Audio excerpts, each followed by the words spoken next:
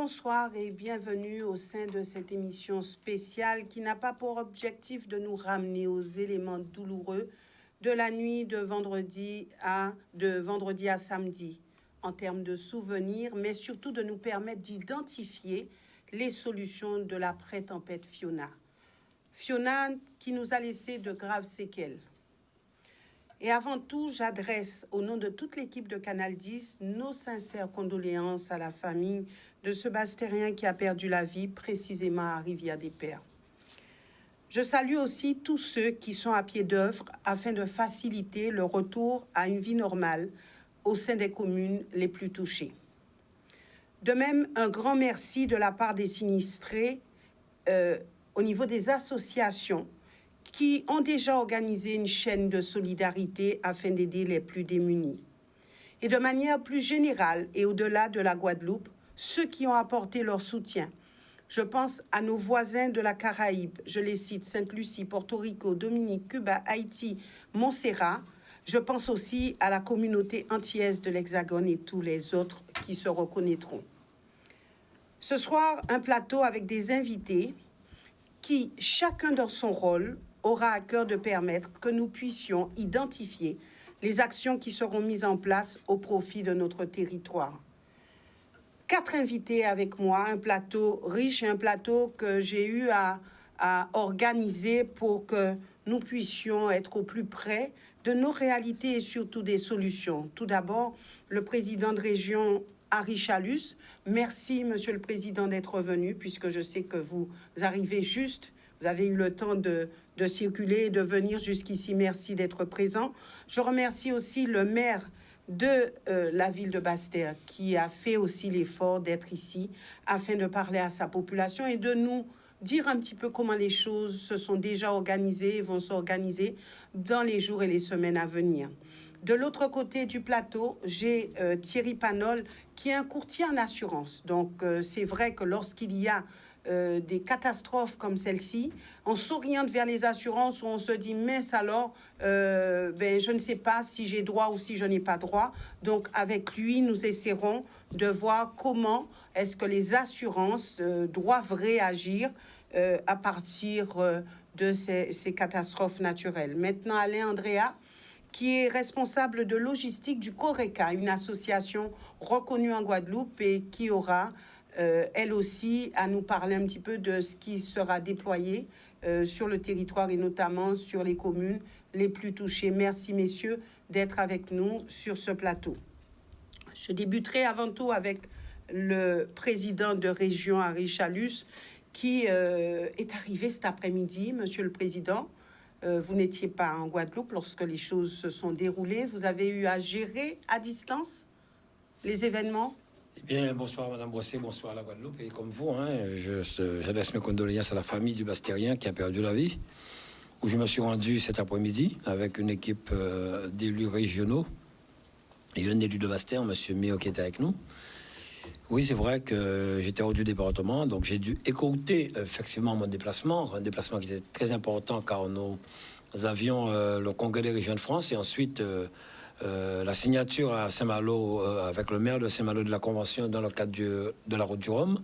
Et normalement, mercredi prochain, la présentation des 138 skippers qui partiront pour la route du Rhum, qui est la plus grande manifestation nautique au monde. 138 skippers, c'est du jamais vu. Mais vu la situation, car depuis samedi matin, très tôt, j'étais dans une cellule de crise avec le préfet et les responsables de Guadeloupe, que ce soit de Guadeloupe, la gendarmerie, enfin tous ceux qui étaient autour de cette table. Avant, nous avions une cellule de crise avec la région pour prendre des mesures. Et la première chose qui m'est venue à l'idée, c'est suite effectivement à l'état de la Guadeloupe, surtout quand j'ai entendu l'effondrement du pont de Goyave, à Basse-Terre, les difficultés à Capesterre, à Vieux Habitants, tout ce qui s'est passé. C'était de contacter tout de suite le président de la République sur ce que j'ai fait. Il était à Londres dans les funérailles de la reine. J'ai eu la chance de l'avoir après 5 appels parce que j'ai insisté pour que ce soit lui personnellement qui déclare l'état de catastrophe naturelle en Guadeloupe. J'ai essayé d'avoir M. Karanko, mais il atterrissait parce qu'il sortait de la Nouvelle-Calédonie. Ensuite, il s'est rendu à Montpellier, je l'ai eu par la suite. Et je suis vraiment content. C'est une première qu'un président de la République personnellement tweet sur l'état de catastrophe. Parce que pourquoi j'ai voulu que ce soit lui? Trop souvent, quand nous avions eu ici des difficultés, les ministres se renvoyaient la balle pour savoir si c'est moi, si c'est pas moi, parce que quand il y a un état de catastrophe naturelle, je pense que le spécialiste est mieux placé qu'on peut le dire, il y a les routes, il y a les maisons, il y a les agriculteurs, il y a plein de choses qui rentrent en compte. Il n'y a pas qu'un seul ministre qui doit signer l'arrêté, c'est plusieurs. Donc là, étant donné que le président l'a dit, donc ça devrait aller très vite. Mais ce que j'ai vu aujourd'hui, je peux vous le dire franchement, je ne m'y attendais pas. Je ne m'y attendais pas, je suis arrivé à 14 heures. Je suis monté tout de suite à Goyave, ensuite Cap-Esther, Rivière-Sens, et où le préfet était présent, et le maire de Goubert, et ensuite à Rivière-des-Pères. Mais je peux vous dire franchement, c'est vraiment triste parce que j'ai vu des familles vraiment dans la désolation, des familles qui ont tout perdu. Et quand on parle de sinistrés, je me demande si le terme est approprié pour dire sinistrés. Les gens n'ont plus rien. Les gens n'ont plus rien. À Goyave, je pouvais même pas rester à Goyave. Comment j'ai vu, les maisons étaient inondées de boue, de détritus. Les gens ont perdu tout. Heureusement que certaines familles avaient la possibilité de se réfugier à l'étage. Mais je veux dire, franchement, c'est triste. Vraiment, ce que j'ai vu aujourd'hui, on en parlera peut-être tout au long de votre émission, mais ça fait très, très mal. Ouais. C'est triste. Et puis, nous reviendrons tout à l'heure sur tout cela. Harry Chalus, maintenant, c'est au tour du maire de Basse-Terre de nous dire un petit peu ce qu'il en est actuellement, puisqu'on a eu les images, on a vu vraiment l'état de délabrement de Rivière-des-Pères et on s'est dit, mais comment est-ce possible maintenant, où en est-on, puisque passé tout cela, il faut réagir, il faut certainement aller vite. Alors, qu'est-ce qui a été mis en place d'ores et déjà? Alors, face à des situations aussi catastrophiques, parce qu'il faut parler de catastrophe, je crois qu'aussi l'aspect prévention, préparation est important. Et je tiens à remercier vraiment très fortement toutes les équipes qui font partie de l'équipe municipale, parce qu'il y a eu déjà un travail en amont de réaliser au niveau, par exemple, du CCAS. Il fallait repérer les personnes dites en situation d'isolement. Il y en a qui sont isolées, qui sont à mobilité réduite, il y en a qui sont dans les lits médicalisés. Il fallait recaser tout ce monde, de ce qui a été fait. Combien de personnes? Alors, il y avait 12 personnes qui ne pouvaient vraiment pas rester chez eux. C'est-à-dire qu'on a fait jouer avec le CCAS ce qu'on appelle la solidarité familiale avant tout. Quand on sait que des personnes étaient dans des hébergements à risque, on a préféré les rapprocher de leur famille. Ça a été possible. Certaines personnes étaient complètement isolées, donc il fallait les placer dans des établissements de santé, dans des EHPAD, des personnes qui sont sur des lits médicalisés, ne pouvaient vraiment pas rester, puisque même en temps normal, ils ne sont pas autonomes.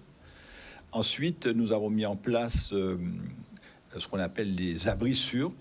Nous en avons 4 sur Basse-Terre, et celui qui a été surtout utilisé, c'est celui de Rivière-des-Pères. D'ailleurs, notre QG, qui initialement était prévu en mairie, a été carrément transformé et transféré à Rivière-des-Pères, parce que c'est là où, même si d'autres quartiers, le Carmel, Petit Paris, a été touché, c'est vrai qu'à Rivière-des-Pères, c'est là, avec la fameuse rivière, qui a eu le plus de catastrophes. Donc on a tout concentré sur place. Nous avions une 50aine de sinistrés qu'il fallait caser.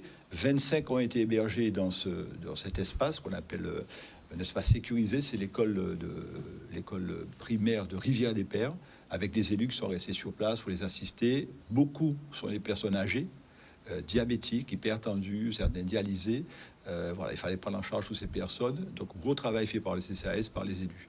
Je tiens à féliciter aussi, il faut le dire, parce qu'en pleine tempête, les premiers à s'être déplacés, ce sont les policiers de la police municipale, qui ont aussi une expérience. On a la chance d'avoir un chef de police à qui je rends hommage, qui est un ancien gendarme, un autre qui est un ancien militaire. Donc c'est des gens qui sont aussi rodés, même si leur métier c'est avant d'être policiers municipaux. Ils connaissent un peu ces situations de crise, et il a fallu, puisque ça a été brutal quand même, cette montée des eaux, on en parlera tout à l'heure, il a fallu sortir en urgence des personnes. et parfois avec une certaine autorité, parce que les gens, vous savez, c'est leur maison et toute leur vie, elle est là. Refusent de quitter leur voilà, maison. tout à fait. Et donc le fait que ce soit des policiers en tenue, c'est allez, on s'en va, on y va, allez, prenez vos affaires, on y va, et ne pas trop négocier. Peut-être que si c'était le maire, ça serait passé peut-être moins bien, parce que les policiers là, et donc j'avais demandé à ce qu'ils patrouillent sur place, ils ont les véhicules pour ça.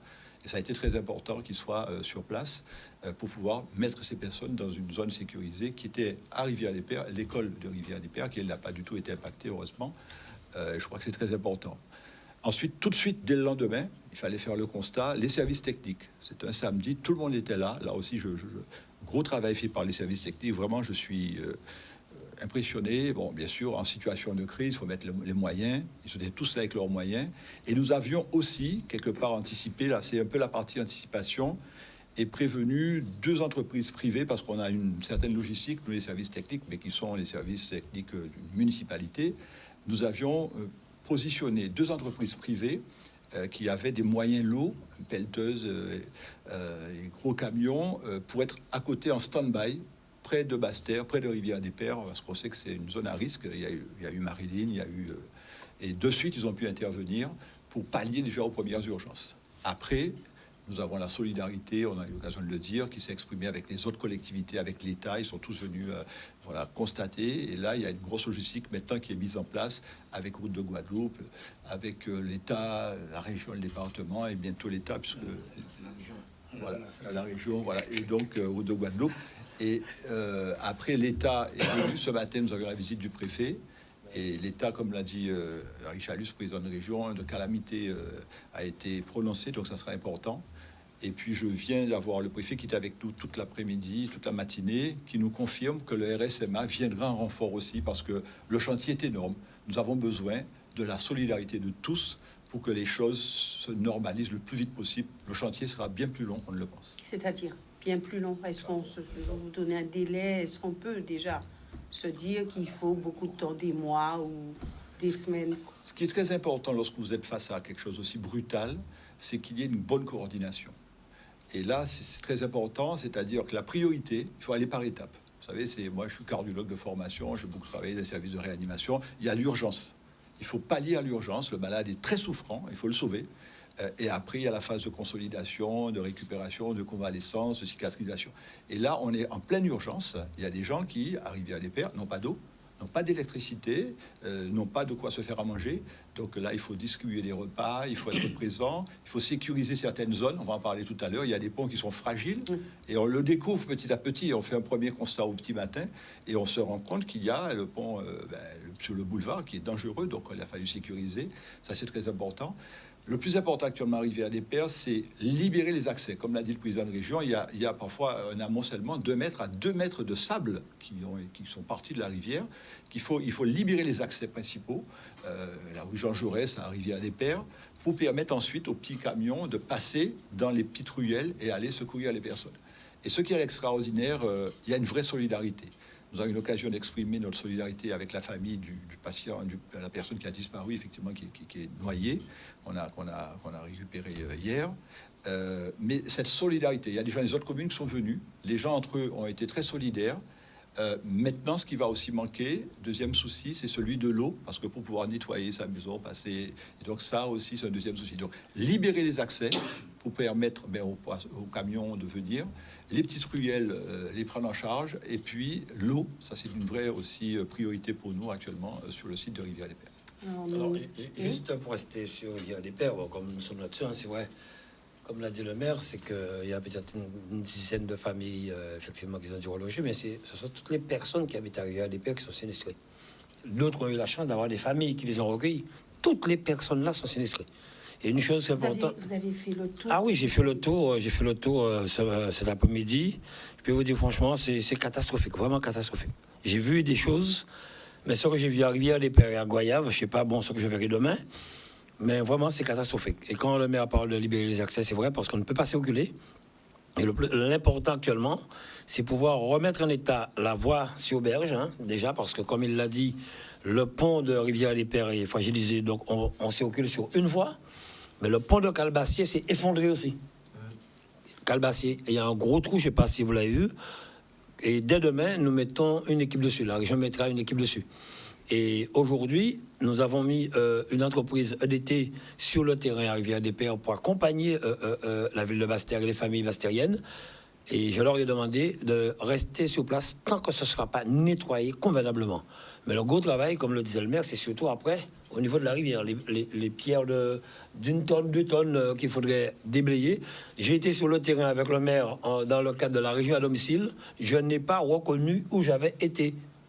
Je peux vous le dire, je n'ai pas reconnu là. Alors, est-ce qu'on peut dire quand même qu'il n'y avait pas d'anticipation, puisque apparemment il y a une partie des pierres qui étaient bien liées avec du béton et d'autres pas, et c'est cette partie qui n'a pas pu résister. Alors, est-ce que lorsqu'il y a des ouvrages, on pense à ce genre de phénomène, puisqu'on sait que les choses iront crescendo? Le maire est mieux placé que moi peut-être pour répondre, mais ce que je dirais quand même, c'est que on en parlait à l'instant avant l'émission, où il y a un endroit, ils ont fait un enrochement bétonné qui tient très bien.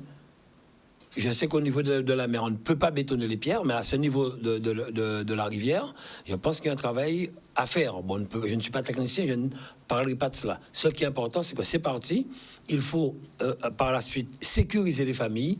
Donc, on aura un ouvrage à refaire, mais il faut aussi que l'État prenne ses responsabilités parce que, vous savez, aujourd'hui, vous touchez une ravine, vous touchez un cours d'eau, vous êtes verbalisé. Mais derrière, rien ne se fait. Aujourd'hui, ce sont des familles qui sont dans la détresse, des familles qui ont tout perdu et une famille qui a perdu un fils. Donc, il faudrait que maintenant, tout chacun, nous puissions nous mettre ensemble pour pouvoir décider ensemble qui fait quoi et comment. Mais comment ça se fait que les ponts ont sauté à Goyave? On a vu des ponts qui ont sauté un peu partout. Est-ce qu'il y a pas là... Est-ce qu'il n'y a pas là un problème de construction? Est-ce que là aussi, il fallait pas revoir les choses? Parce que quand on dit oui, les ponts... Je reviendrai, je laisse le maire répondre sur Rivière-des-Pères. Alors, pour On Rivière-des-Pères, peut s'interroger. Voilà, pour Rivière-des-Pères, je pense qu'il faudra qu'il y ait une vraie expertise qui soit faite. Parce que, comme je l'ai dit, c'est surtout des inondations. On n'a pas eu, comme ça se passait parfois, de la submersion. Il n'y a pas eu de vagues d'eau qui ont envahi Rivière-des-Pères. Il n'y a pas eu de vent, pas trop de vent. Il n'y a pas eu de branches ou d'arbres qui ont encombré la rivière. En fait, ce qui s'est passé, c'est que l'enrochement des berges de la rivière a, excusez-moi du terme, je ne dis pas explosé, mais c'est disloqué. Quand on était sur place, on l'entendait comme un orage. En fait, ce n'était pas l'orage, ce sont ces grosses pierres qui pèsent des tonnes, qui se déplaçaient, en fait. Voilà, avec la puissance de l'eau. C'est essentiellement la puissance de l'eau qui a fait que ce sont les berges, l'enrochement des berges de la rivière qui a lâché. Et donc l'eau est partie latéralement et a touché donc les maisons qui n'étaient pas trop loin. Ces grosses roches ont encombré l'estuaire. Donc l'eau, au lieu de s'évacuer de la mer naturellement, il y a un deuxième lit qui s'est créé. Donc ce n'est pas uniquement la rivière qui a quitté son lit, parce que comme le disait le président de la région, il y a des endroits où c'était bien bétonné, on voyait, il n'y a pas eu de dégâts. Et là, cet enrochement, donc il faudra réfléchir dessus. On n'a jamais eu autant d'eau sur une aussi courte période. Donc cette pression de l'eau fait que cet enrochement qui a tenu pendant les années, là, on arrive, et peut-être qu'effectivement, le climat est en train de changer, il se passe quelque chose au niveau de la planète, on a sécheresse d'un côté, typhon de l'autre, là c'est inondation avec une quantité de pluie, près de 400-500 mm en très peu de temps, moins de 24 heures, ce qui est énorme, donc il faut qu'on puisse effectivement anticiper, comme j'ai eu l'occasion de le dire, je n'ai peut-être pas l'occasion de le dire, mais la nature, il faut la respecter. À un moment, elle prend sa vengeance, voilà, c'est comme un animal qui est blessé, qui se venge. Il y a aussi dans le temps cette tendance qu'on a à vouloir dévier le cours des rivières aussi. C'est ce qui s'est passé aussi. Ça aussi, il faut faire très attention. Et la place Loge-la-Croix était initialement une zone où la rivière passait. Là, comme l'a dit le président, on ne reconnaît pas la place Loge-la-Croix alors que c'est le lieu où les Bastériens se retrouvent le soir, surtout ceux de Rivière-des-Pères, pour se balader, pour se détendre le soir, les jeunes, les moins jeunes. Et pour répondre à votre question concernant l'explosion de pont, il faut savoir qu'à l'époque, les communes, je me rappelle quand j'étais maire, avaient la responsabilité des cours d'eau. Avec les entreprises, on curait souvent les cours d'eau. On les curait, on les nettoyait. Je me rappelle du côté d'Estrelan, nous avons curé parce qu'il y avait des familles qui étaient inondées, qui perdaient tout chaque fois qu'il y avait une petite pluie. nous avons refait un enrochement et j'ai été condamné parce que nous avons aménagé ce cours d'eau à la digue d'Estrelan. Quand vous voyez le pont de Goyave, eh bien, c'est la puissance de l'eau avec les arbres, les branches, tout ce qui s'est obstrué avant le pont, ça fait exploser le pont et l'eau montant s'est déversée chez les familles qui habitaient à côté et ces familles ont tout perdu. Donc, ce que je disais, il faudrait effectivement que tout un chacun prenne ses responsabilités demain. Qui doit curer les ravines? Je sais qu'on a mis en place la GEMAPI avec les communautés d'agglomération. Il faudrait effectivement aujourd'hui une grande réflexion là-dessus parce qu'on ne peut pas continuer comme cela. Le pont quand j'ai vu le pont de ce matin, le pont de cet après-midi de Goyave, c'est impressionnant. Et à cause de cela, je pense qu'à un moment, ce pont était bouché, l'eau a monté et s'est déversée chez les familles. Et heureusement que ces personnes avaient les tâches pour certaines pour pouvoir se réfugier. Mais est-ce qu'il n'y a pas aussi un problème de construire juste ça, c'est à autre côté chose. de la rivière, de mettre des immeubles juste à côté d'une rivière? Alors, enfin, aussi... vous savez, moi, ce que je dis, hein, il y a des lois, si on les urbanise, c'est tout un chacun de le respecter. Nous avons été, monsieur le maire de Basse-Terre, avec moi dernièrement sur le littoral de Basse-Terre. Nous avons vu des maisons qui risquent de s'effondrer si on ne fait pas vite. Et aujourd'hui, comme il l'a dit... Mais qui a autorisé? Je sais pas, moi. Vous savez, les gens habitent quelque part, ils ont la famille ailleurs, ils parlent de... Le plus souvent, il y a des gens qui ont construit sans permis à plusieurs endroits en Guadeloupe. Et quand on leur dit cela, ils ont dit, ouais, c'est ta famille. Moins d'autres choses. Les personnes qui comblent aussi, parce qu'ils ont un bout de terrain derrière, qui continuent à combler, puis on est plus terre. Mais comme disait Atala, quand Rivière l'a dit, il a passé en chimie, il peut faire ça, c'est là qui est passé, c'est là l'IAE.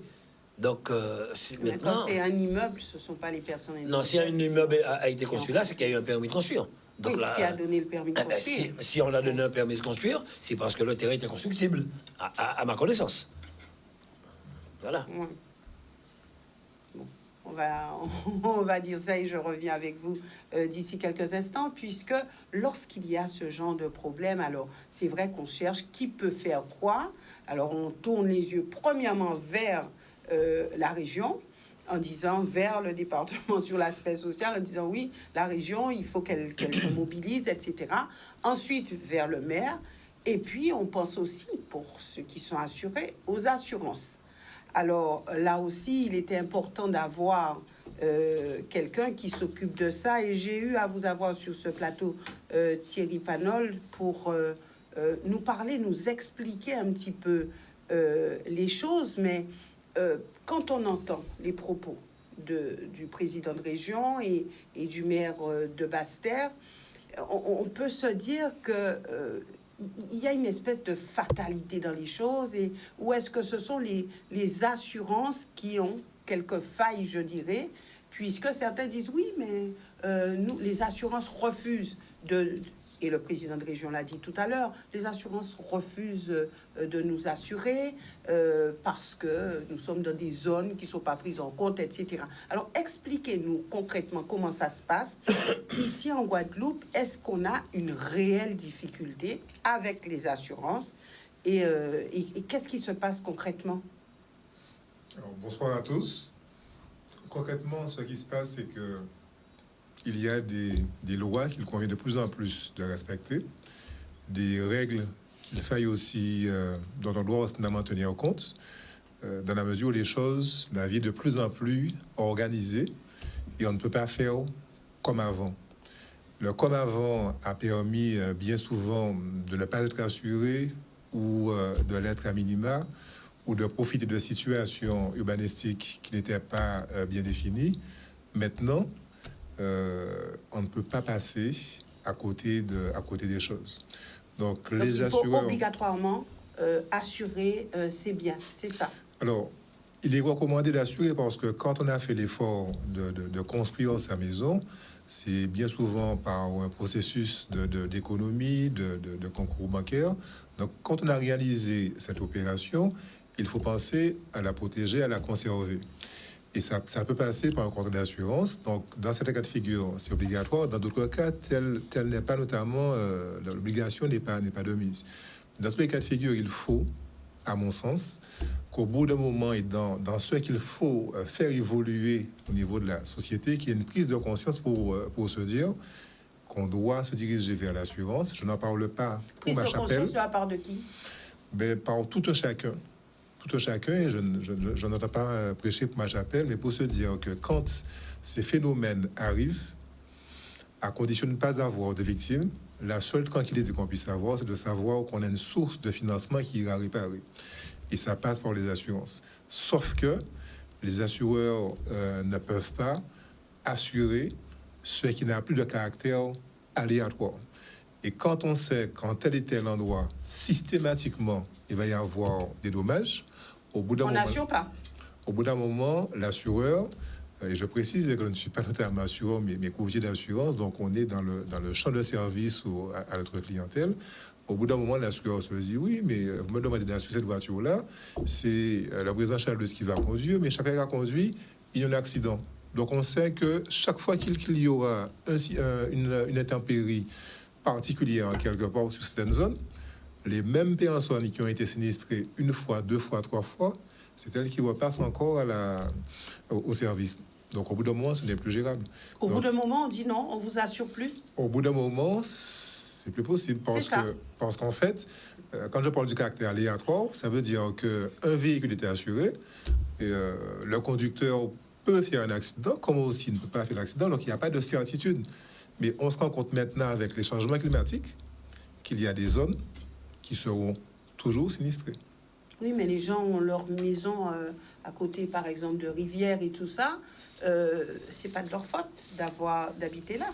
C'est pas de la faute non plus des assureurs. Mais je dis ça qu'on puisse se comprendre, c'est qu'il faut faire savoir à ces personnes, à celles qui ont déjà construit, à celles qui vont construire, que pour pouvoir être assuré, il va falloir être loin des zones à risque, des zones qui sont systématiquement sinistrées. Mais les personnes Et j'en parle, oui. j'en parle avec solennité parce que on se dirige vers des catastrophes économiques et sociales.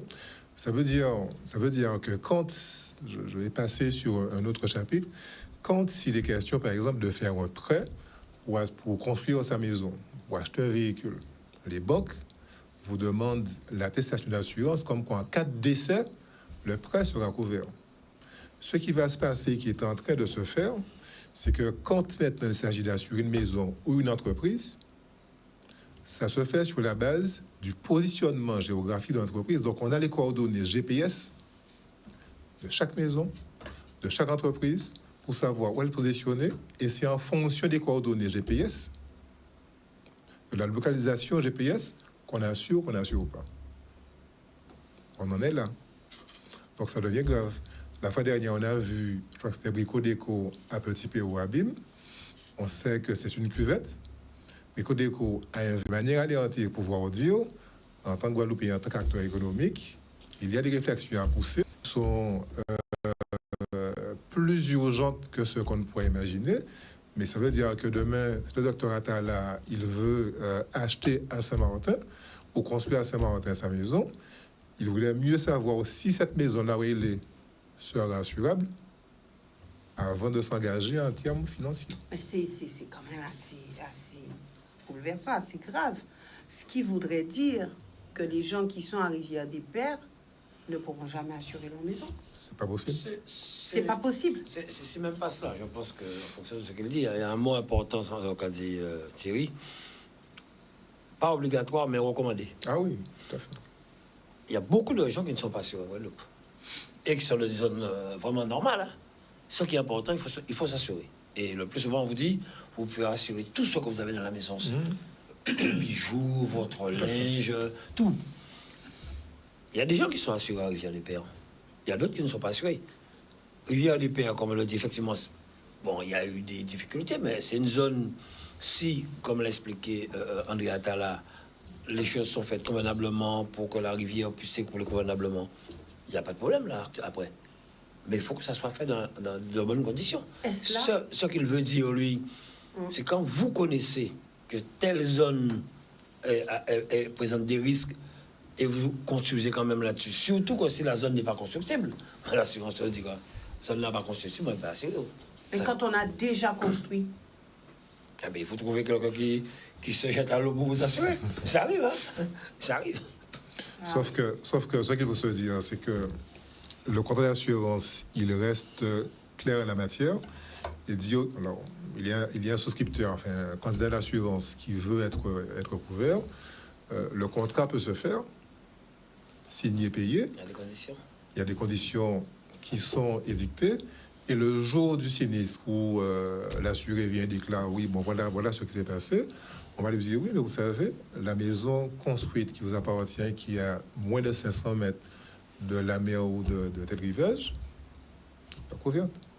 Donc, on peut avoir des assurés qui ont payé leur contrat, et ont qui signé, ne seront pas et qui ne seront indemnisés indemnisés parce qu'il a été dit telle chose. Donc, il y a ce qu'on appelle chez les assureurs des visites de risque qui servent à quelque chose de pouvoir renseigner le client pour lui dire c'est possible ou pas, mais il y a cette gamme-là qui se manifeste.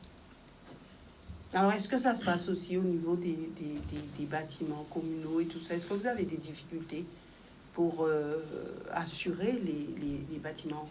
Enfin, moi, je sais que quand j'étais maire, je le disais avant, c'était très très difficile de trouver une assurance pour les collectivités. Bon, pourquoi? Maintenant, je sais pas pourquoi, je sais pas. Quand je suis arrivé, je sais pas. Les collectivités étaient des mauvais payeurs? Non, je pense que c'est à cause des risques. Nous sommes, comme il le dit, hein, dans une zone cyclonique et sismique. Et il y a des assurances.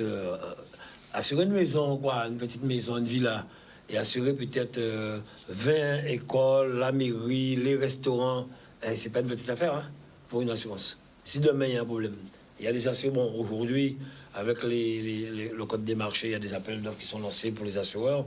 On trouve des assureurs même à l'extérieur qui assurent. Mais c'était très difficile. Très difficile pour la collectivité.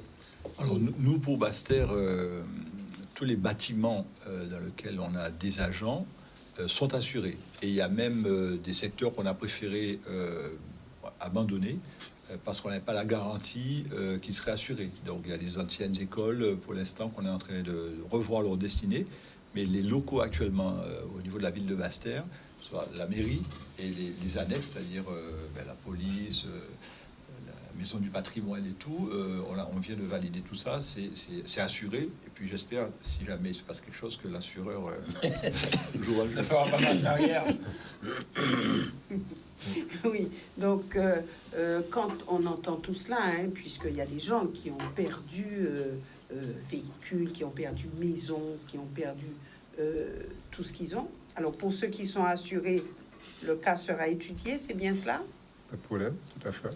Et pour ceux qui ne sont pas assurés, il faudra se retourner vers la solidarité au niveau de la région, au niveau du département, au niveau des communes. Est-ce que c'est ça? Ou est-ce qu'il y a une autre solution? Il n'y a pas d'autre solution. C'est-à-dire le régime des catastrophes naturelles, va s'appliquer, va bénéficier aux personnes, uniquement aux personnes qui sont assurées. Et celles qui ne le sont pas ne peuvent pas passer par les assureurs pour obtenir ce remboursement. Je précise que c'est un remboursement étatique, hein, c'est-à-dire que les assureurs sont le bras armé, le bras de remboursement pour le compte de l'État, donc ils gèrent tout comme ils le font habituellement quand il n'y a pas ce genre de phénomène, mais uniquement pour les personnes qui sont assurées. Celles qui ne le sont pas ne pourront pas être indemnisées. C'est une catastrophe encore, parce que lorsqu'on regarde, peut-être que des gens ne peuvent pas payer leur assurance. On connaît la situation des familles, et maintenant, voilà, quand on n'est pas assuré, on a tout perdu. Vers qui se tourner? Alors, il y a une forme de solidarité qui va se mettre en place. Il y a des actions humanitaires, on va voir. Il y a aussi des logements que la mairie, que la ville dispose. Il faut donc ce qu'on appelle les logements d'urgence. Il faut bien humainement intervenir.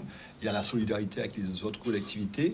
C'est vrai qu'on préfère que l'assurance joue le jeu, mais lorsque quelqu'un malheureusement se retrouve dans une situation, nous on a ce qu'on appelle les logements d'urgence pour lesquels il faut recaser les gens. Mais c'est vrai que il faut effectivement ce genre d'événements qui arrivent nous rappelle un peu à l'ordre et anticiper, être bien assuré, c'est important. Et donc le fait que l'État ait prononcé l'état de catastrophe naturelle, comme l'a dit M. Panol, ça va aller beaucoup plus vite. Là, on est assuré. Voilà. Et puis, par exemple, très concrètement, on a eu des voitures qui ont été embarquées par la la houle, enfin la rivière. Il a fallu enlever ces voitures pour permettre aux gros camions de pouvoir intervenir. Mais là aussi, il faut faire un constat avant. On ne pouvait pas les enlever tout de suite. Donc c'est la police qui est venue, qui a fait le constat de façon à ce que ces voitures soient enlevées et qu'après, les propriétaires soient remboursés parce qu'ils vont nous dire, ouais, ils ont déplacé votre témoin. Là, je tue l'assurance. Donc là aussi, il a fallu faire ce travail de fourmi sur le terrain parce que beaucoup de voitures se sont encastrées, ont coincé la rue principale à Rivière des Perles, entre autres.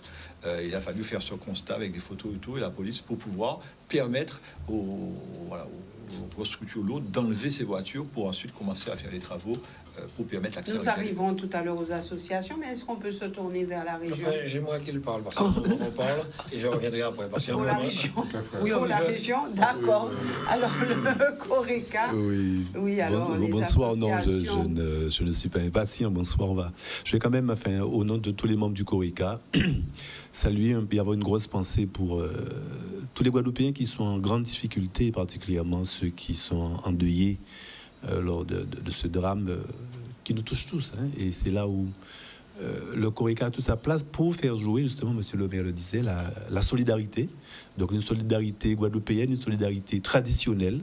Quand l'État ne peut pas, quand le maire ne peut pas, mais les Guadeloupéens sont d'abord les premiers à être solidaires entre eux et montrer cette solidarité par des actions. Et actuellement, nous sommes en train donc de solliciter nos membres et nos adhérents pour que cette solidarité se joue. Là, si vous permettez, nous venons de recevoir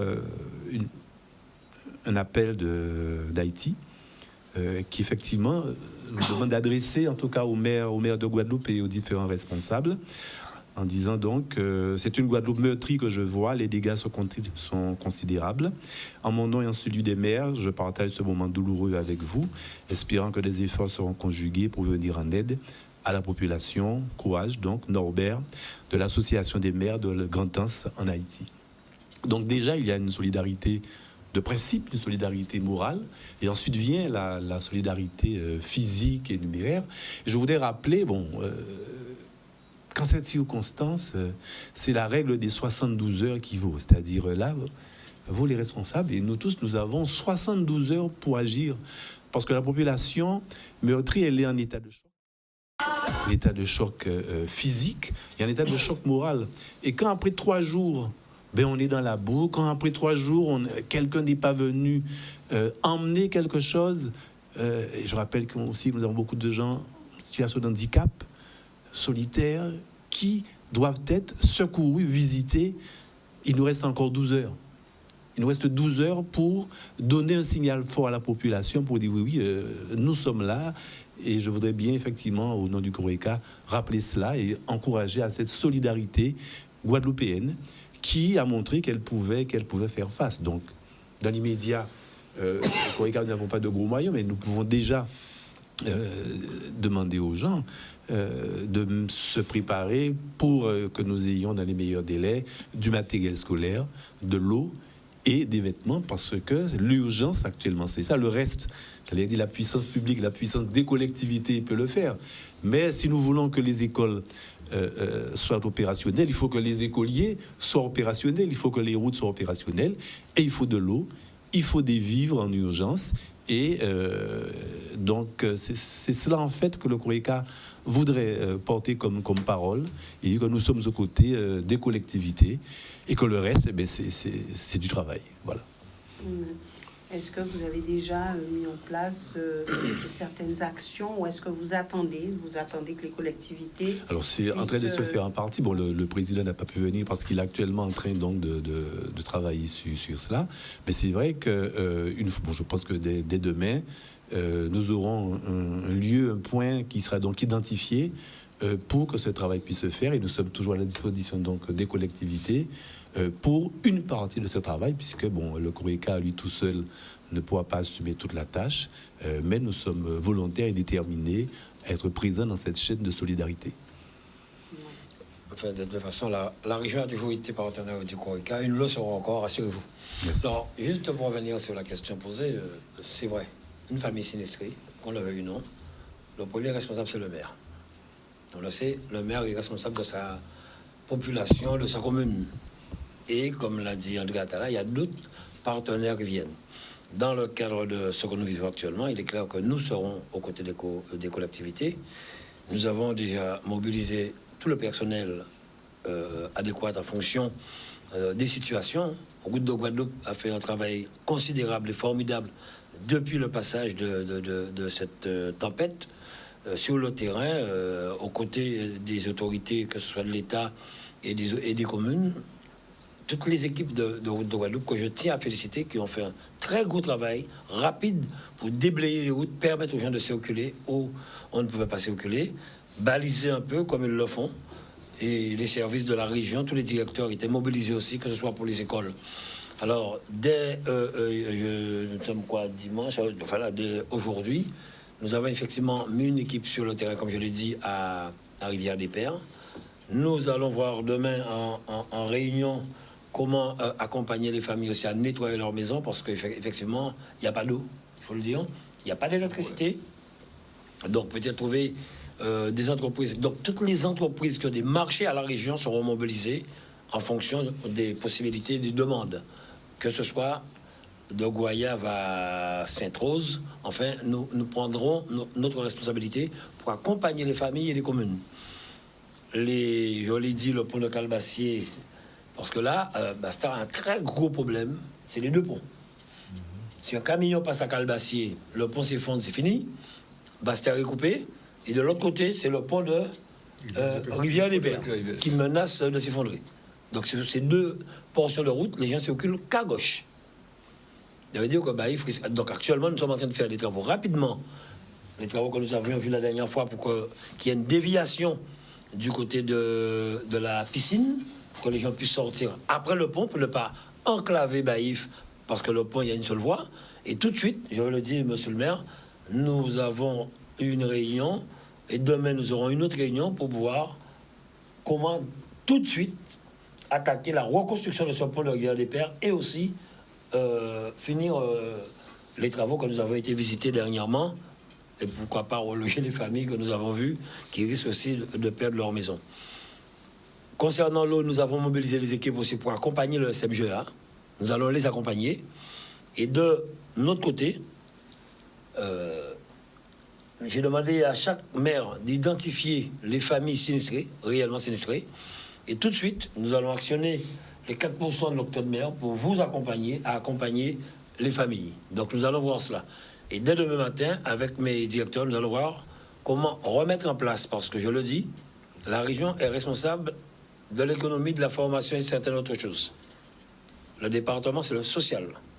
Dans cette situation, c'est une crise sociale. Mais nous mettrons en place un fonds de solidarité pour accompagner les familles, en plus des 4% d'octroi de mer que nous allons tout de suite, nous allons essayer de mettre en place une commission permanente pour pouvoir verser ces 4% qui vont accompagner du fonctionnement, qui vont aider les communes à pouvoir rapidement accompagner les familles par vos CCS, je pense, par les CCS. Vous avez dit tout à l'heure que vous avez eu le président de la République, c'est ça, sur le sujet. Donc, qu'est-ce qu'il dit? Est-ce qu'il a avancé un chiffre pour aider On ne peut pas avancer un chiffre.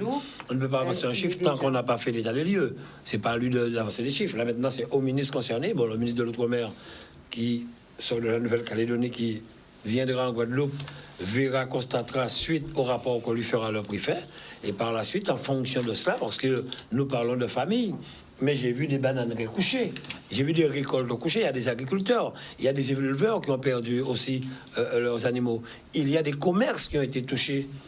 Allez y arriver, vous êtes en charge de l'économie. Oui, mais à ce niveau-là, il n'y a pas de problème, nous allons accompagner, sachez bien, la région prendra toute sa place pour accompagner tout le monde, famille, éleveurs, agriculteurs, commerce. Nous avons l'habitude de le faire. Nous l'avons démontré pendant le Covid. Nous continuons à le faire. Mes techniciens ont eu plusieurs séances de travail et nous continuons à le faire. Au-delà, sur le volet social, vous agirez aussi? Nous agirons, comme je vous l'ai dit. Vous ne vous dites pas, c'est le département, vous dites... Non, j'agirai. Nous mettrons en place un fonds de solidarité qui existait par le passé, mais avec les lois qui bougent tout le temps. Et c'est pas vous dire une chose, c'est une catastrophe en Guadeloupe. C'est des familles guadeloupéennes qui sont en difficulté. Là, c'est de notre responsabilité, c'est de ma responsabilité. Je prendrai les dispositions pour accompagner les familles guadeloupéennes. Alors là, vous lancez un message fort à Richalus en disant région, département, même combat. Donc, vous y allez franco tous les deux, main dans la main. Enfin, je ne sais pas si c'est main dans la main, mais j'irai. Oui, vous irez. Alors, au niveau de D'accord. la solidarité, en complément de ce que dit le COECA, il y a aussi des clubs-services qui se sont manifestés. Nous allons mettre en place probablement cette semaine, parce qu'il faut aller vite aussi, un lieu de collecte, parce qu'il y a des citoyens qui veulent donner, qui veulent aider. Il y a également la Croix-Rouge, il faut signaler, cet après-midi, ils étaient chez nous, justement dans notre QG, à Rivière-des-Pères, ils ont débarqué à 40 pour nous aider, avec le CCAS qui fait encore un gros travail, aller repérer les familles en difficulté et apporter ce soutien. Je crois que c'est très important. Et là, je viens d'avoir Amalgame Humani qui organise un concert le 24 septembre à l'auditorium avec Carole Venutolo et tout un orchestre derrière. Ils viennent de nous faire savoir qu'une partie du bénéfice de ce concert sera reversée pour les enfants pour refaire leur trousseau scolaire, parce qu'il y a malheureusement des enfants qui, dans la panique, ont perdu tout leur trousseau scolaire alors qu'ils venaient juste de l'acheter. C'est des familles qui n'ont pas les moyens de refaire le trousseau scolaire. Donc ça aussi, avec le CCAS, on va sélectionner les personnes nécessiteuses pour pouvoir permettre aux enfants. Et ça sera pour moi une priorité. Nous sommes dans une situation difficile. Nous ferons tout. Il n'y a que l'eau qui pose problème actuellement. Nous ferons tout à Bastia, mais je pense que c'est l'ensemble des communes, pour permettre à nos enfants et aux crèches et aux écoles d'ouvrir. C'est important pour nos jeunes, mais c'est important aussi pour le développement économique, parce que les parents qui ont à charge un enfant, si effectivement l'école, la crèche peut assurer, ça permet à ces adultes de se libérer pour être sur le terrain aussi, pour favoriser le développement économique. Donc ça sera aussi une de nos priorités, d'ouvrir, si possible, mardi, les écoles et les crèches, si l'eau revient. Et Alors, même à Goya aussi, juste pour ne pas oublier, j'ai vu une association de prière. Ils étaient habillés en jaune, ça m'a fait plaisir. Ils étaient une quarantaine qui nettoyaient les maisons même. Ils étaient vraiment en boue, qui sortaient tout dans les maisons. Et on oublie de le dire, Andrea Dalal a dit, c'est vrai. Quand on dit que les familles ont tout perdu, c'est la rentrée. Nous sommes en période de rentrée scolaire. Les familles ont tout perdu. Ils vont à l'école à Timon, primaire et secondaire, tertiaire. Non, il faudrait les accompagner. Et comme je le dis, nous ferons tout pour pouvoir accompagner ces familles. Alors, la Guadeloupe est classée en zone bleue, zone inondable, zone rouge, zone sismique. Alors, on sait que nous sommes un territoire à risque, et je m'adresse à vous, Thierry Panol. Est-ce que ça voudrait dire à terme que les assurances vont se désintéresser de nous, des Outre-mer, et que on va se retrouver encore dans une autre difficulté? Est-ce que c'est le risque? Le risque... Honnêtement. Oui, mais de manière très, très, très franche, et techniquement parlant, le risque existe parce qu'en fait, il y a des équilibres économiques à tenir entre les cotisations qui sont versées par les assurés et qui permettent précisément par la répartition de pouvoir faire face à toutes les demandes d'indemnisation. Donc cet équilibre-là, s'il vient et à perdurer et à ne pas pouvoir se maintenir, les assureurs n'iront pas se défiler. Mais ça veut dire qu'il y a quand même une réflexion à poser avec les acteurs majeurs du département pour que cet équilibre soit maintenu avec des solutions qui sont à portée de main, mais solutions qu'il va falloir discuter avec les assureurs, parce que c'est vrai que la situation devient de plus en plus délicate. De plus en plus délicate. Alors, monsieur le président, vous avez dit j'y vais. Alors, c'est vrai qu'il n'y a pas d'eau dans beaucoup d'endroits, pas seulement sur la basse terre, aussi en grande terre, il n'y a pas d'eau. Et vraiment, j'aimerais avoir votre avis, puisque nous sommes dans une situation difficile, on le sait concernant l'eau. Est-ce que, aujourd'hui, en attendant les dits travaux, est-ce que nous sommes vraiment dans une situation délicate? On a beaucoup parlé de réservoirs d'eau. Alors, on dit aux gens, oui, quand on est en période cyclonique, mettez des bouteilles d'eau chez vous. Donc, les gens doivent se préparer. est-ce que aussi nos décideurs politiques ne doivent pas quelque part se préparer par rapport à tout cela? On a de l'eau qui est à profusion par moment.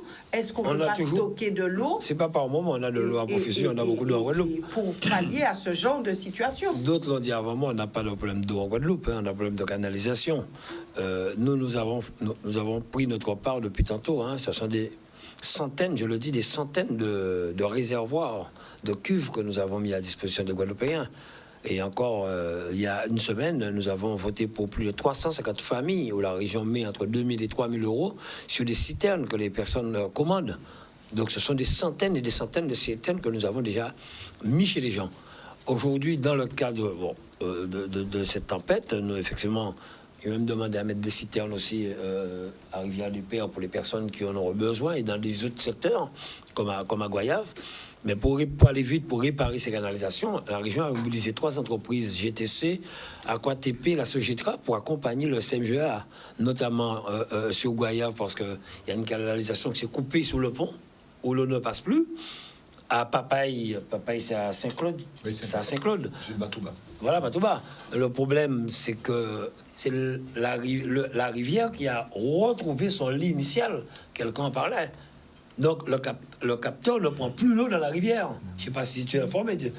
Rivière déplacé. Rivière qui a passé là. Le capteur était dedans. Rivière déplacé. Capteur là pas encore. Donc, il faut rapidement faire les travaux. On en a parlé avec le préfet à Rivière-Sens où j'ai été cet après-midi. Et aussi sur d'autres secteurs où l'entreprise GTC interviendra pour accompagner. Ce sont des entreprises qui ont des marchés avec la région. Mais ce qui est important aujourd'hui, c'est continuer les gros chantiers que nous avons entamés pour que nous puissions arriver à changer toutes les canalisations en Guadeloupe rapidement, trouver des solutions pour cela. Quelles sont les solutions? Est-ce qu'elles existent? On n'en parlera pas aujourd'hui. Est-ce qu'elles existent? Des solutions existent. Les solutions existent, mais ce sont les procédures administratives qui nous bloquent. Et lors du Congrès des régions de France... Mais il faut tout bousculer. Il faut se dire, bon, c'est procédure, on va de l'avant. Un bien président, mais pas président de la République. Et pas fait loi. Mais beaucoup oublient quand même que la région, quand même, c'est la collectivité majeure de la Guadeloupe, qu'il y a un minimum de respect. La région prend sa part dans tout ce qui existe, et avec tout un chacun, et nous l'avons démontré, que nous sommes aux côtés de toutes les collectivités, quel que soit le bord politique du maire. Nous sommes d'abord guadeloupéens. Pour cela, oui. Je prends un exemple. Ça aurait été facile pour nous de prendre 3-4 entreprises, de mettre 3-4 entreprises pas aux communautés d'agglomération, faire les travaux de canalisation. C'est les canalisations qu'il faut changer. Chaque fois que nous faisons 2 km de canalisation, quand l'eau passe dans ces canalisations avec de la pression, les canalisations suivantes qui sont vétustes explosent. Donc il faut changer eux aussi. Et il y a des kilomètres et des kilomètres de canalisation. Là, j'ai demandé, lors du congrès des régions, et la présidente des régions de France, Mme Carole Delga, a posé la question à la première ministre pour lui dire encore qu'il faut, dans le cadre du projet de loi de finances, que l'État qu'on puisse prendre un amendement pour que l'État puisse garantir actuellement le fonctionnement du SMGEA pour que nous puissions continuer d'avancer. Je le répète, pour ça, il ne pas attendre, la région a déjà mobilisé 200 millions là dans le cadre de React-EU pour que nous puissions changer les canalisations. On n'a pas consommé 1 euro. Et c'est pour cette raison que j'ai demandé au président... Pourquoi vous n'avez pas consommé 1 euro? Eh bien, parce qu'il faut qu'on ait... Le SMGA n'a pas encore la capacité technique de lancer tous ces marchés. Et c'est pour cette raison que j'ai demandé au président de la République, à la première ministre et au préfet qui nous l'ont accepté, que la région Guadeloupe puisse poursuivre les travaux qu'elle avait commencé, que nous puissions faire travailler nos marchés pour pouvoir consommer ces... Quand vous dites pas la capacité technique, quand on parce que le CMG est en train de se reconstruire. Oui. Maintenant, il faut mettre en place des techniciens pour pouvoir lancer des marchés publics. Et les marchés, il y a des techniciens là qui peuvent vous dire que ça prend du temps. Ça prend du temps. Est-ce qu'on ne peut pas bousculer les procédures? On dit... C'est ce que nous avons demandé à l'État. Tout prend du temps, et les Guadeloupéens sont en souffrance. Oui, je suis entièrement d'accord avec vous. Mais quand nous bousculons, nous sommes inquiétés par la justice. Quand certains font une connerie à côté, nous sommes inquiétés par la justice. Et pourtant, nous ne sommes pas responsables. Mais comme on dit, c'est nous qui présidons, donc vous êtes responsables de tout. Je prends un exemple simple. L'hippodrome d'Asbertrand, il y a des années qu'on a commencé. L'argent, là, c'est budgétisé à 32 millions. Mais la loi sur l'eau, loi sur l'archéologie, loi sur ça. Il y a quand ils vont morceaux aux assiettes en terre cuite. On arrête tous les travaux. Hein. Le pont de la Boucan, ça fait des années qu'on a commencé. Les études, tout est fait. Ce n'est qu'à la fin du mois de septembre, les travaux vont commencer. Des études. Mais pour pallier à ça, que faut-il faire alors? Eh bien, il faut que nous ayons plus de responsabilités, que nous puissions, nous, prendre des décisions en respectant la loi, des lois, mais que ça aille plus vite, parce que nous connaissons, comme je le dis tous les jours, les Guadeloupéens sont les meilleurs experts de la chose guadeloupéenne.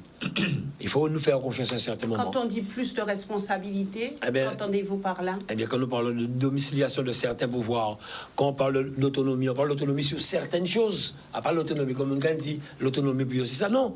Que nous soyons autonomes sur certains dossiers, certains points. Aujourd'hui, on ne peut pas toucher notre littoral convenablement, on ne peut pas toucher un canal qu'on veut. Il faut chaque fois que nous puissions attendre que l'État nous dise oui ou non.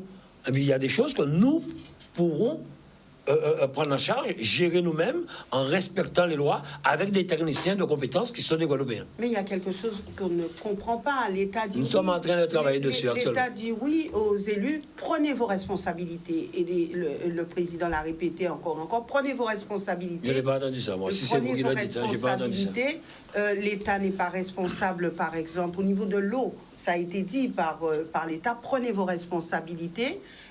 Donc, quand l'État dit écoutez-moi, on a pris notre responsabilité.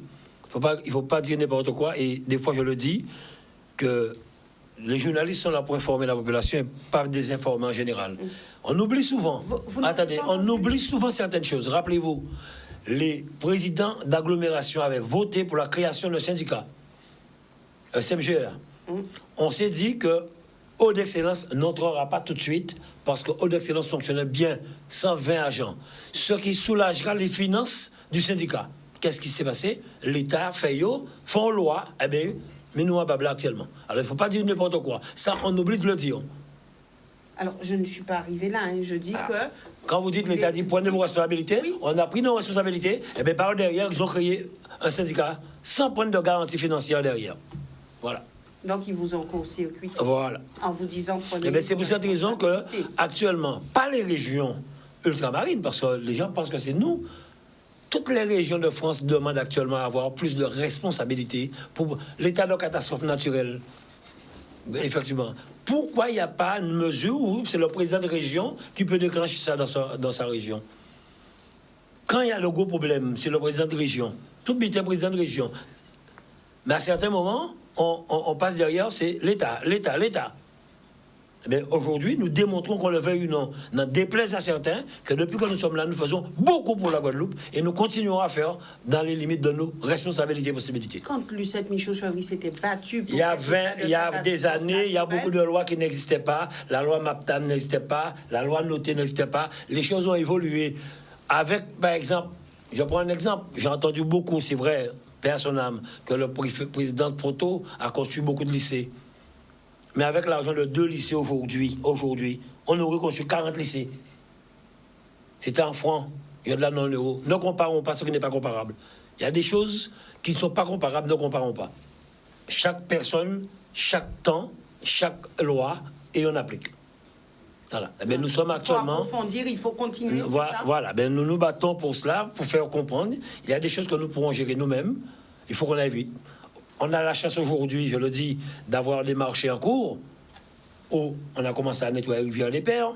Demain, je verrai comment donner un coup de main à Goyave, aux autres communes, vieux habités et compagnie. Mais si on n'avait pas les marchés en cours, les familles ne comprennent pas cela. Qu'est-ce qu'on fait? Qu'est-ce les élus qu'on fait? Mais on ne peut pas demander à une entreprise. Rappelez-vous ce qui s'est passé à Saint-Martin.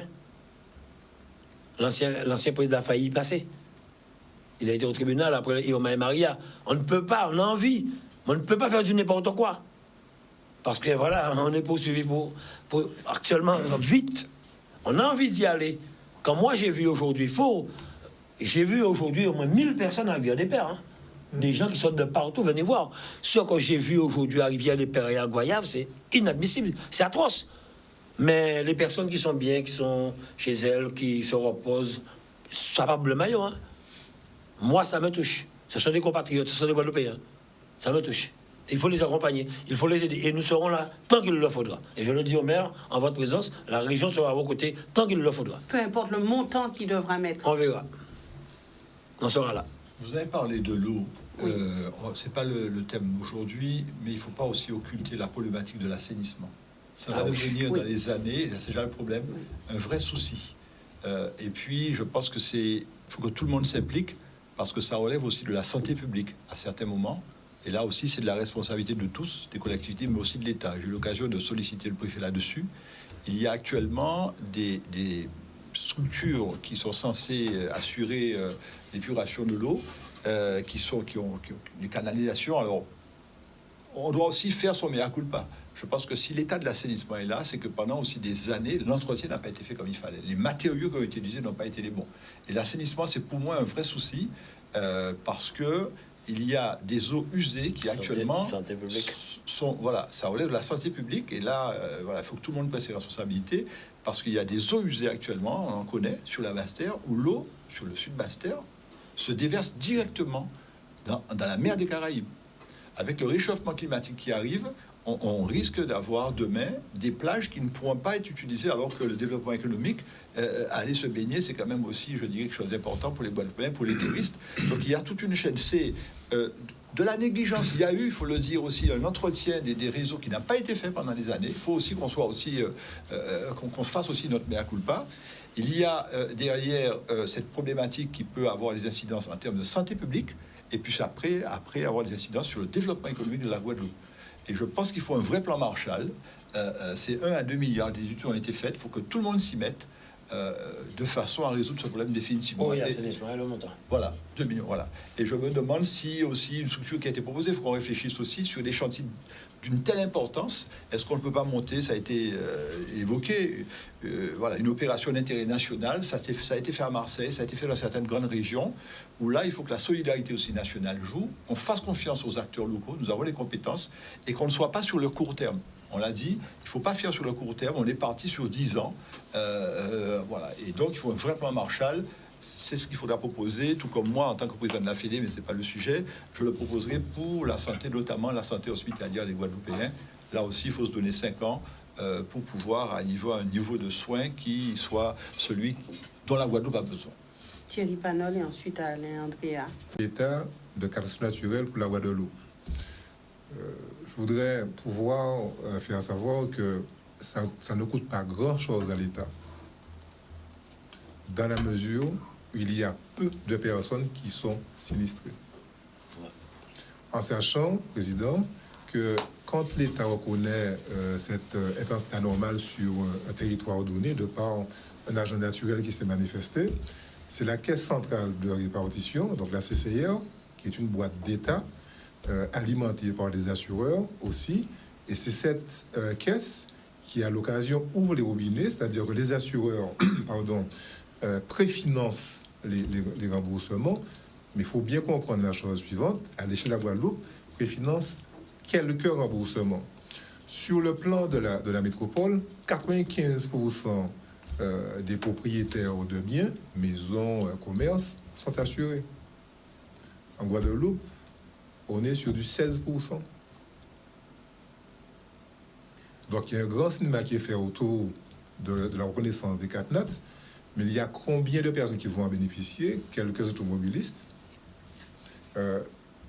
quelques personnes qui sont assurées, si elles sont dans les zones sinistrées, mais pour le reste, rien. Donc quand j'en parle dans ce sens-là, c'est pour dire que demander à ce qu'on puisse avoir cette responsabilité faite d'autonomie pour déclencher l'état de CatNat en Guadeloupe, ça ne va servir presque à rien dans la mesure où, en le faisant, il n'y a pas grand monde qu'on va aider.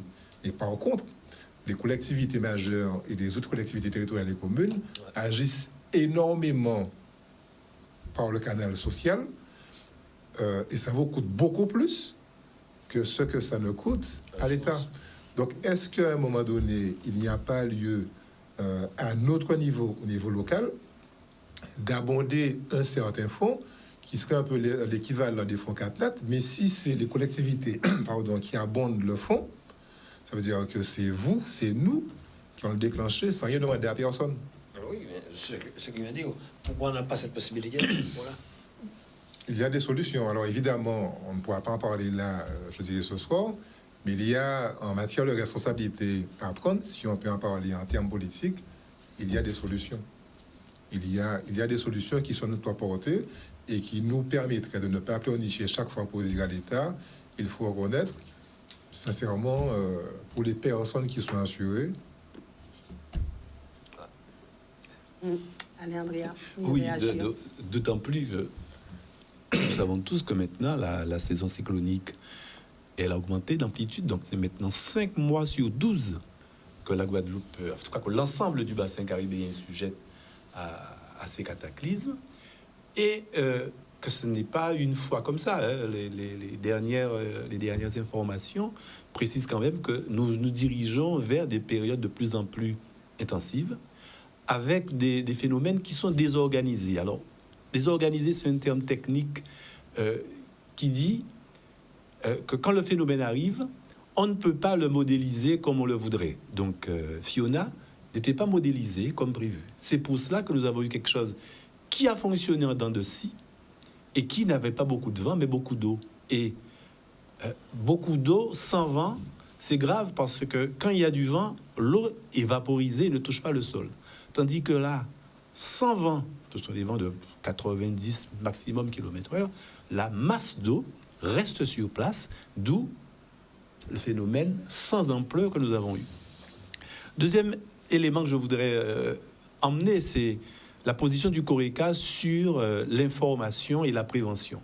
Alors, depuis de nombreuses années, effectivement, nous assurons, avec des associations, d'autres associations qui le veulent, avec certaines communes qui sont disponibles, des séances donc d'information, de prévention des cyclones. Et c'est vrai qu'il s'agit, qu'il y a lieu, je pense, d'intensifier. Donc, nous comptons sur les collectivités et les municipalités pour intensifier cette formation, parce qu'elle permet à l'usager, elle permet à la population, mais des fois de ne pas rester, de ne pas se croire dans une sécurité relative, parce qu'on est dans une maison qui a un toit anticyclonique, parce qu'avant c'était la norme, quand on avait un toit anticyclonique, on ne craignait rien. Maintenant, non. Donc ces séances de formation seront en tout cas intensifiées, et nous comptons sur un certain nombre donc, de gens pour le faire, parce que la saison n'est pas terminée. Nous avons encore jusqu'au mois de novembre où nous serons donc sujettes à des cyclones et d'autres intempéries de ce gabarit-là. Et je voudrais aussi, juste informer tous ceux qui nous écoutent que là, nous sommes en train, en tout cas, de travailler avec la climatisation, avec l'électricité, avec Canal 10, mais qu'actuellement, la ville de Ponce, de Mayagüez et d'Aguadilla, Porto Rico, subissent des vents de plus de 140 km/h. Et il y a un blackout complet d'électricité sur Porto Rico. Actuellement, il s'est passé un phénomène donc, électrique impensable, et l'ensemble de l'île est dépourvu d'électricité.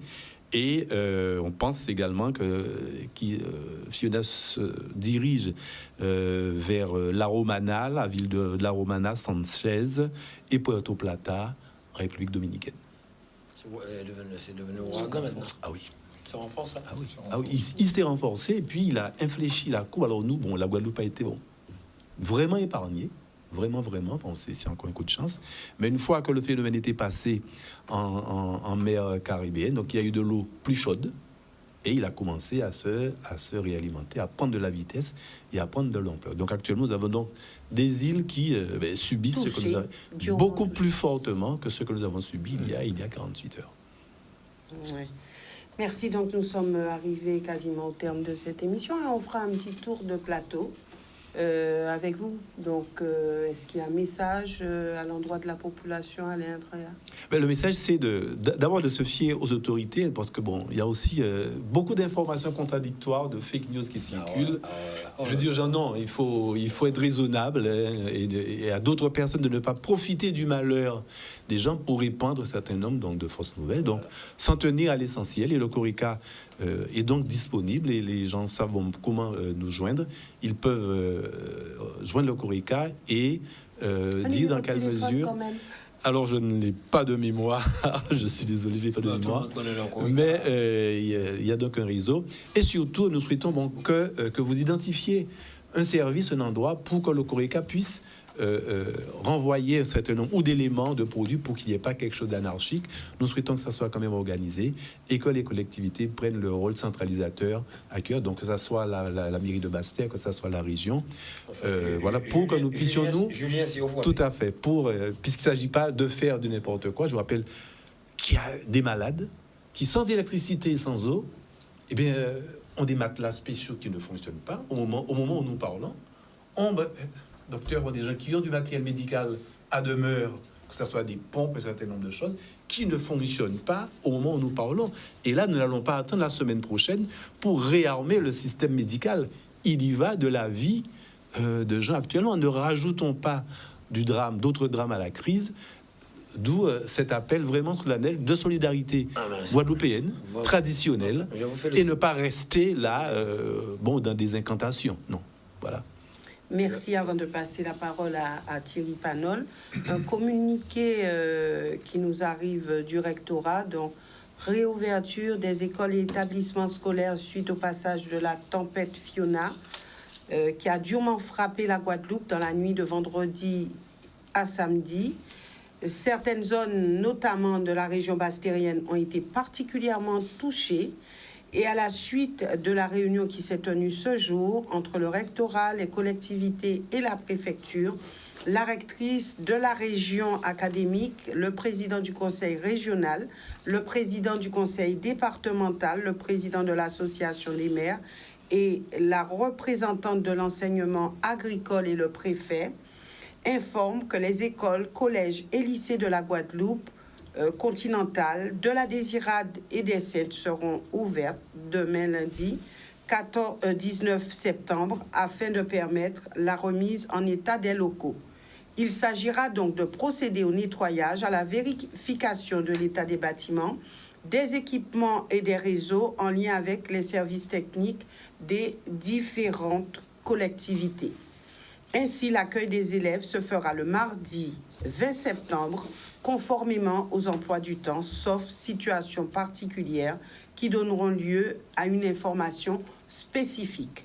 Il est à noter que les écoles et établissements des îles du Nord et de Marie-Galante reprendront le lundi 19 septembre aux heures habituelles, à l'exception du collège Les Roches Gravées de Meaux. Le rectorat et les services académiques reprendront également le lundi 19 septembre aux horaires habituels. Le préfet et les présidents de collectivités, la rectrice de région académique apportent tout leur soutien aux élèves, aux familles et au personnel qui ont été touchés par cet événement. Une ligne d'écoute téléphonique sera ouverte le lundi 19 septembre pour les personnels, les familles et les élèves rencontrant des difficultés. Voilà un communiqué. Je profite aussi pour lire ce communiqué du préfet. Point sur la situation sur le passage de la tempête Fiona. Retour donc en vigilance jaune, etc. Mais ce qui intéresse vraiment, c'est que la tempête Fiona s'est éloignée de l'archipel et le retour à la calmie s'est confirmé. Le réseau routier est assez dégradé. Les routes départementales RD18, RD6, RD23, RD30 et RD33 sont bloquées. Les routes de la traversée sont inaccessibles. Alors, je ne sais pas s'il y a eu des avancées depuis. Jusqu'à nouvel ordre, suite à un éboulement en cours déblaiement, les ponts de la rivière des Pères et de la route du littoral, vous en parliez tout à l'heure, reliant Baïf à Basse-Terre, sont fragilisés et sont en cours d'inspection. La circulation alternée dont on parlait tout à l'heure sera mise en place en attendant le diagnostic. Alors, le trafic aérien a repris. Le SDIS a traité 1715 appels et réalisé 210 interventions depuis le début de cet événement. La production d'eau est à 50% et sera augmentée en fonction des travaux, et un retour progressif de la distribution se met en place. Le SDIS, l'EDF sont en soutien à la SMGEAG pour le rétablissement de l'accès à l'eau pour l'ensemble du territoire. 1200 usagers sont encore privés d'Internet et de téléphone fixe. 20 antennes relais d'Orange sont encore indisponibles, soit 80% des abonnés du sud de la Basse-Terre. Les communes de Saint-François et du Moule devraient être reconnectées au réseau mobile d'ici la fin de la journée. Donc, 4000 usagers restent privés d'électricité. Précise que tronçons d'alimentation en anomalie, impactant des communes du sud Basse-Terre encore, et en cours de diagnostic. 16 militaires du 33e régiment ont été déployés en soutien sur le terrain. Le ministre de l'Intérieur et le ministre délégué aux Outre-mer ont pris la décision d'accélérer la procédure de reconnaissance de l'état de catastrophe naturelle, c'est chose faite, et les services de l'État et des collectivités restent mobilisés et effectuent des reconnaissances visant à l'évaluation des dégâts et au rétablissement des services. Voilà donc un préfet que vous avez eu à rencontrer sur le terrain. Oui, je l'ai rencontré cet après-midi et je lui ai même demandé à ce que l'armée aussi intervienne à Goyave. Je crois que demain, ils seront à Rivière-des-Pères et ensuite, il m'a dit qu'il verra pour Goyave. Alors, en parlant de d'éboulement, je tenais à le dire, et heureusement que vous avez cité ce mot, alerter les Guadeloupéens de leur dire de faire très attention. Du côté de Sapoti, Hermitage, il y a eu beaucoup de petits déboulements. La montagne est mouillée. Je leur demande d'être vigilants, car à n'importe quel moment, on peut voir tomber de la terre ou des pierres, de faire très attention. Et peut-être aussi du côté de Pointe-Noire, Bouillante, des habitants. Il faut qu'on soit très vigilant. Des mamelles. Plus tel a de l'eau dedans, à un moment, ça lâche. C'est pas parce que c'est pas tombé hier et avant-hier qu'elle ne peut pas tomber demain ou après-demain. Et on ne sait pas où. Et j'ai vu une frange du côté de Sapoti ou Hermitage, vraiment dans la montagne. Donc faisons très attention. Je voulais signaler cela. Merci. Thierry Panol, donc, que faut-il faire? Est-ce qu'il y a une fatalité ou est-ce qu'il y a des pistes de solution pour cette population? Je crois que la Guadeloupe a déjà démontré qu'elle a des âmes et de bonnes âmes qui peuvent être très ingénieuses, y compris dans le champ politique. Et je voudrais dire qu'il y a la Caisse centrale de répartition qui intervient pour le compte de l'État quand il y a des catastrophes majeures. Et je sais que techniquement, la région Guadeloupe, le conseil départemental et d'autres institutions sont en mesure de mettre en place un fonds d'intervention régional qui sera piloté sur place et qui pourra nous permettre de nous passer de l'État. Donc je reste à disposition de toutes ces personnes, puisqu'on se connaît, pour les pistes à explorer et qui pourraient nous permettre d'être politiquement autonomes. Merci. André Atala. Alors, comme on l'a dit, les 72 heures sont très importantes parce que les gens qui sont sinistrés ont besoin de voir du concret. Donc, on a eu beaucoup de visites et je remercie toute cette solidarité de toutes les collectivités majeures, de l'État ce matin, conseil régional, départemental, les parlementaires, communauté de l'agglo Sud-Basse-Terre.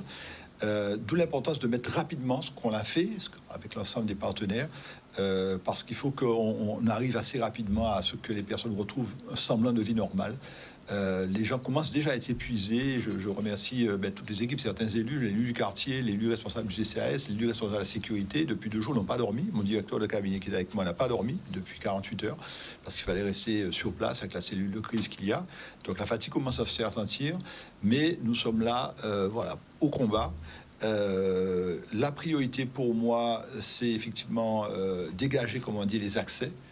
Mais aussi c'est l'eau. Je crois que c'est très important parce que sur le terrain encore cet après-midi, les gens nous disent Monsieur le maire, nous-mêmes nous rapportons à Neve, merci d'être là, mais si nous pétrapons de l'eau pour pouvoir éviter, parce qu'il y a de la terre, il y a de la boue dans les maisons, pour pouvoir, ils se prennent en charge. Et donc pour nous, c'est vraiment une priorité. On n'a pas de réponse actuellement de lisibilité. Quand on a contacté le syndicat, ils nous disent il y a tant de quartiers et de familles qui sont sans eau et on n'a pas de date de rétablissement de l'eau. Combien de familles sans eau? Alors, plus de 3000 familles, qui sont, sans eau. Et donc, déjà en temps normal, quand vous n'avez pas d'eau, c'est anormal. En 2020, c'est pas normal, c'est inadmissible. Mais qu'en plus, quand vous vous retrouvez dans une situation comme celle-là, où il n'y a pas d'électricité, vous avez de la boue chez vous, il faut vraiment que ce problème soit résolu. Et donc, le RSMA va venir en renfort, et apparemment avec des moyens lourds, c'est pas juste, je dirais, les bras, et il serait prêt à rester plusieurs jours, en renfort avec la région, en renfort avec les autres partenaires. Et donc, voilà, nous sommes au combat. C'est un moment difficile à passer, mais il faut que des résultats, du concret, arrivent rapidement pour réconforter un peu toutes ces familles. Vous êtes réconforté. Alors, moi, je suis quelqu'un d'assez résilient, hein, c'est un peu ma formation, comme je l'ai dit. Nous sommes là pour être au contact de la population. Nous avons une population qui est vaillante. On a des gens des abîmes qui sont venus cet après-midi donner un coup de main. Il y a cette solidarité. Ce pays de Guadeloupe est capable d'être solidaire lorsqu'on se retrouve face à une situation de difficulté. Il faudrait qu'il le soit, même en temps normal, davantage aussi. Et pas seulement lorsqu'il y a un accident ou un incident ou une catastrophe, mais ça veut dire qu'il a ce potentiel pour être solidaire. Il faut qu'il le reste régulièrement. Merci, André Atala. Monsieur le Président, Henri Chalus. Déjà, je commencerai par ce qu'a dit monsieur, rappelle-moi le nom. Andrea. Effectivement, il faut que nous arrêtions sur les réseaux sociaux de dire n'importe quoi parce qu'on fait du mal à certaines personnes à certains moments. Et on ne peut pas se rendre compte. Bon, on sait que ce sont des personnes isolées qui font cela. De toute façon, je ne m'en occupe pas, mais j'ai déjà vu des gens se sentir très mal à cause des réseaux sociaux, surtout quand vous voyez des messages qui ne sont pas vrais et qui touchent certaines personnes parce qu'il faut le dire bien. Donc, on aura toujours ça, mais à un moment, ça diminuera. C'est vrai, cette solidarité, on le retrouve chaque fois qu'on a une catastrophe. Je l'ai vu aussi encore aujourd'hui, que ce soit à Goyave, à Capester, à Goubert et à Rivière-les-Pères. Mais il faudrait qu'on soit encore plus solidaire, plus souvent. Demain, par exemple, j'ai demandé à mes services d'amener de l'eau à Goyave, à Rivière-des-Pères, dans les communes qui en ont besoin. Il faut qu'on puisse se dire, bon, c'est une bouteille pour chaque monde. Un exemple, il ne faut pas mon cas gourmet pour venir plus qu'il l'autre, car tout le monde l'a touché. Et c'est ça, ce problème qu'on rencontre le plus souvent. Et comme je l'ai dit, nous avons tout mobilisé pour pouvoir accompagner les familles, quel que soit le problème, quelle que soit la chose à faire, nous le ferons, car c'est la Guadeloupe qui est touchée aujourd'hui. C'est toute la Guadeloupe qui est touchée, ce sont nos familles qui sont touchées aujourd'hui. Donc la région sera là, les équipes sont mobilisées. Je tiens encore à remercier vraiment tous les techniciens de la région, tous les agents de la région. Route de Guadeloupe qui a mis plus de 200 bonhommes sur le terrain très tôt, le directeur sur le terrain et les élus qui étaient sur le terrain aussi, qui m'ont effectivement représenté. Marie Duspanchard, Madame Césarus, bien d'autres. J'étais à Paris, j'ai dû rentrer. En plus de ça, j'ai recevoir un message. Oui, je suis allé sur show pendant que mon camarade en Guadeloupe. Ah, on vous l'a dit? Mais oui, des messages, je ne m'a pas occupé de ça. Je suis parti il y a une semaine pour des choses importantes, mais on trouvait il y a une qui a dit je suis allé sur show pendant que mon camarade en Guadeloupe, considérant qu'ils savent, en son regard des affaires, quand ils savent que Fiona est quand la Guadeloupe. Bon, c'est pas grave, mais je suis habitué avec ça. Je dois se faire Madère. Je suis habitué avec ça. Mais c'est un malade pour moi qui a dit ça. On vient de parler de citerne à l'instant. Je viens de recevoir un message d'une dame qui me dit oui, il n'y a pas de citerne. On a déjà donné plus de 20-30 000 citernes. Peut-être que il n'y pas passé, mais j'ai envoyé bon moins. Comme c'est le président là qui a occupé des citernes, c'est le président là qui est obligé d'occuper des... Non, ça c'est la Guadeloupe. Mais comme j'aime cela, je sais faire avec. Je fais avec. Mais quand on vous met à mal... Ça ne me dérange pas. Dès que vous avez la santé, tout ce qui se passe derrière, ça ne me dérange pas. Depuis on a la santé. Je suis sinistré, moi. Dès que tout jardin, moi, on peut porter gombo encore, j'ai jamais eu de gombo de votre part. Ah, pas gombo, c'est pas notre bité là pour moi. Non, pas du tout, c'est pas moi. On peut porter. Non, c'était pas moi. On peut porter pas au cabas Sandronis. Ah, c'était monsieur Sandronis, mais pas moi. Tout jardin, moi, l'eau montée, tué, tout bitan, moi. Bon, enfin, on va commencer. Mais comme je dis, c'est une question de solidarité. Et ce que j'aimerais dire aux familles, tiens, ça aide. Ce que j'ai vu aujourd'hui, c'est pas facile. Des fois, de l'eau chez vous, ça mouille un fauteuil, des choses. Mais là, les gens ont tout perdu. Il y a des maisons fissurées aussi à Bastère. Hein. Il y a des maisons fissurées. Parce qu'il y a des maisons où les pierres de 200-300 kilos sont venues se blottir contre les murs, contre les parois. Donc, c'est pas facile. J'ai demandé, comme M. Mir était avec nous, à ce que la municipalité fasse l'inventaire des personnes touchées, qu'on puisse voir ensemble comment les accompagner.